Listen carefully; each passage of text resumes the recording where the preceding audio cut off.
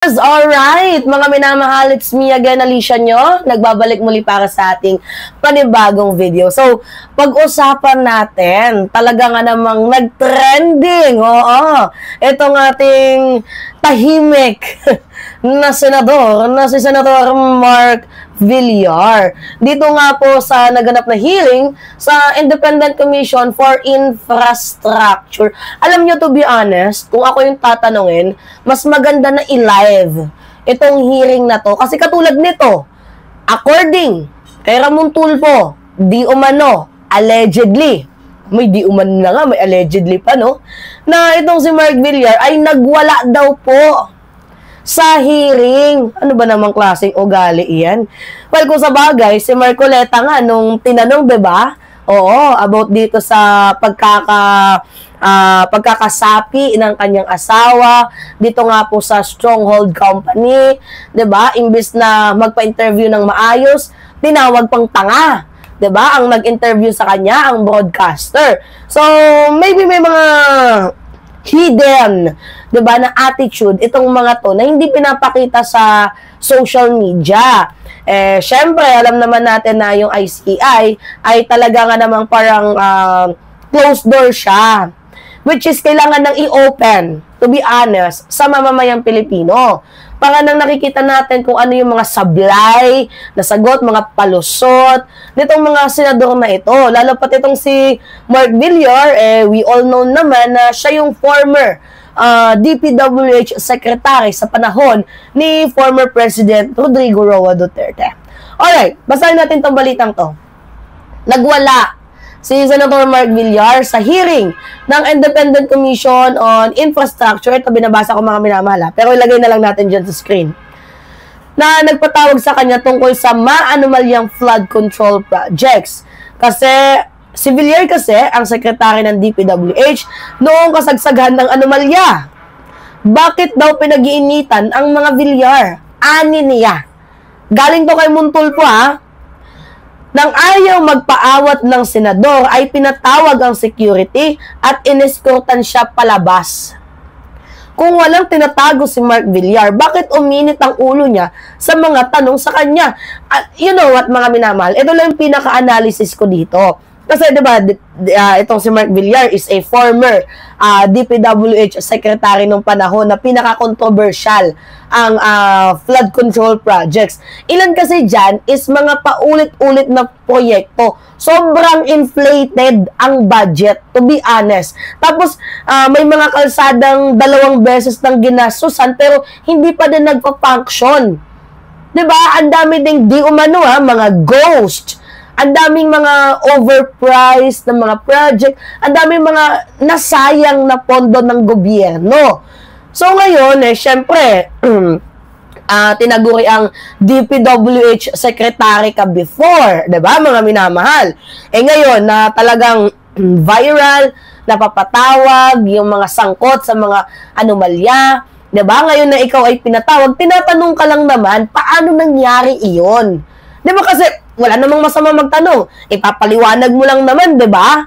Ngayon, imbes na sagutin ang katanungan, abay, nagtawag pa daw po at nagwala itong si Villar sa ICI hearing. Kung totoo man, kasi alam naman natin itong si Tulfo, hindi naman ako sa totally 100% na naniniwala, mga minamahal, pero there's a chance, 'di ba? There's a tendency. Kasi parang ganito lang din yan yung sa interview ni Marcoleta. Kung hindi natin narinig live yung kanyang pagmumura, pwede niyang itanggihan kaso may ebidensya. Kaya nga dapat, diba, i-public yung Independent Commission for Infrastructure na hearing para nang malalaman, diba, nagiging vocal, nakikita ng mamamayang Pilipino ang takbo ng hearing. Kasi katulad nito, hindi natin alam kung totoo ba na nagwala or hindi. And kung totoo man ito, malaking sampal ito sa transparency na lagi niyang sinasabi. Diba kasi, ano daw, dapat maging accountable daw tayo, dapat daw transparent daw tayo. Kasi to be honest, kung wala ka naman talagang ginagawang masama, dapat eager kang magpaliwanag Diba? Hindi naman sa pagde-defend ng sarili mo, kundi para maliwanagan ang mamamayang Pilipino. Pero teka, mga minamahal, parang kabaliktaran ang ginawa ni Mark Villar. Nag-walk out ba naman? Bukod sa walk out, nagwala di umano. So, tinanggal ng security. Oo, itong si Mark Villar. So, here is the question now. Bakit? May iniingatan ka bang pangalan? May tinatago ka bang dokumento? Or baka natatakot ka na lumabas ang katotohanan? Diba? Tungkol nga po sa mga pagkadawit mo di umano, sa mga maanumalyang flood control projects na pinag-uusapan at viral ngayon. Kasi, to be honest, hindi po ito personal na attack sa'yo or sa pamilya mo or sa Villar camp. Hindi to personal na atake. This is about accountability. Kung ikaw ay dating DPWH secretary sa panahon ng anomalya, dapat handa kang humarap sa mga katanungan. Dapat hindi umiinit yung ulo mo.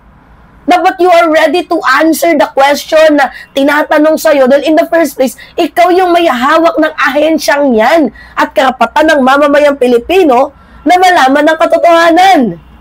Well, kung sa bagay, wala nga siyang master plan eh.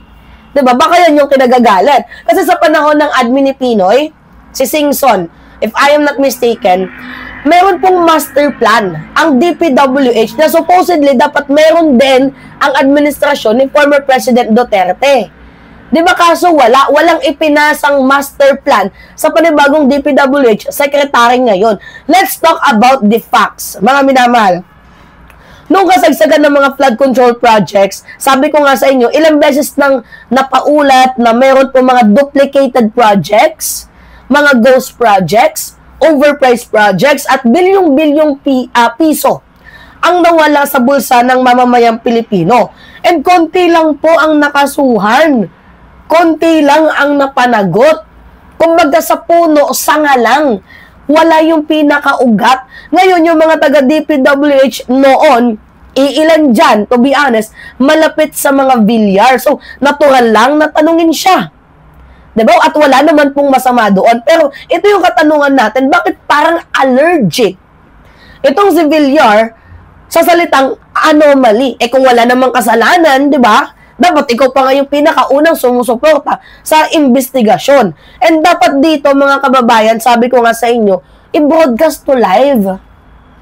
Yes, ipanawagan natin na i-live ang Independent Commission for Infrastructure. Kasi paano makikita ng buong Pilipino, 'di ba, kung paano sumagot or umiwas ang isang sangkot di umano, ang isang public official na sangkot nga po dito sa maanumalyang flood control anomalies. Kasi ang iba nagiging defensive.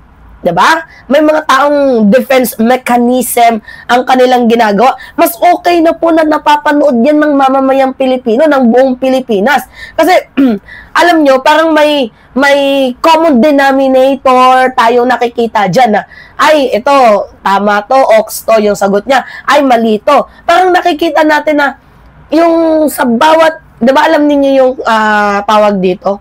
Alam ninyo yung kataga na nahuhuli ang isda sa bunganga? Mayroong mga ganun eh. Katulad sa mga Diskaya. Diba? 2016 sila nakuha top contractor ng mga Duterte. Pero ang binanggit lang nila na sangkot sa anomalya ng mga kongresista panahon ng 2021. So, diba napaka-ironic? So, minsan nga, nahuhuli talaga yung isda sa bunganga. So, kailangan natin makita, mga minamahal, or, marinig ng live, online, kasi minsan netizen din ang nakakapuna. Kailangan natin ng tulong-tulong dito.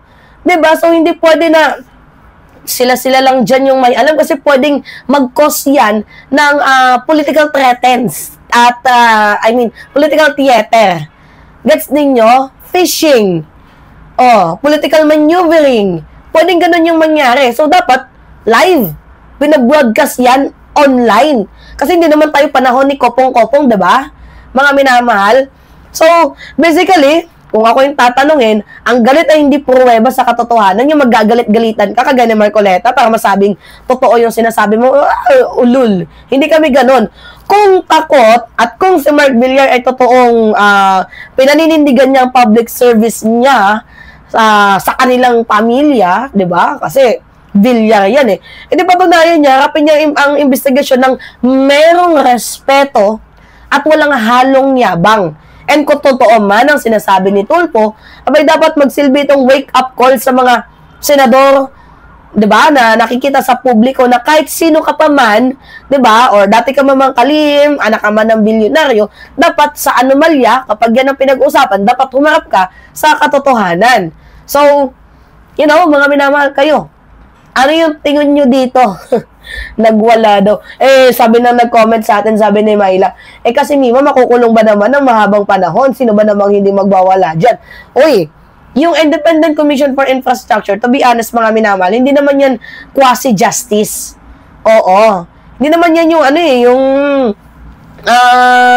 tawag dito, yung justice na hindi yan, lang yan siya, naghahanap ng information.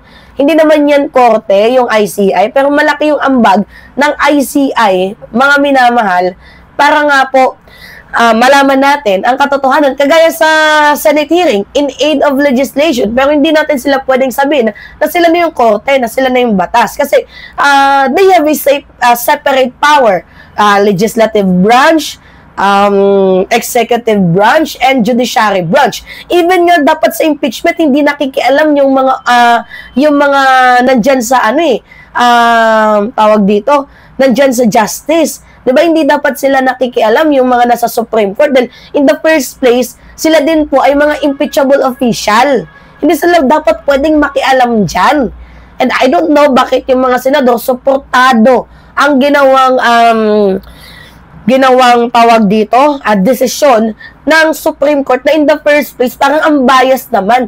Yung impeachment na yan, ibinigay sa Senado at dito sa lower chamber. Kasi co-equal branches yung mga yan. So, bakit papakailaman ng isang branches government ang isang branches of government na magkakaiba naman sila ng power? Nagigets ninyo, mga minamahal? Diba, mag-aabogado ba tayo dito? Diba? Nakakaloka.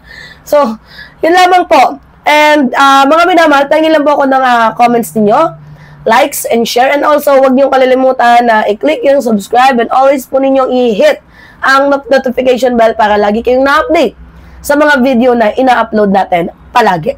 Maraming salamat at ingat po, mga kababayan.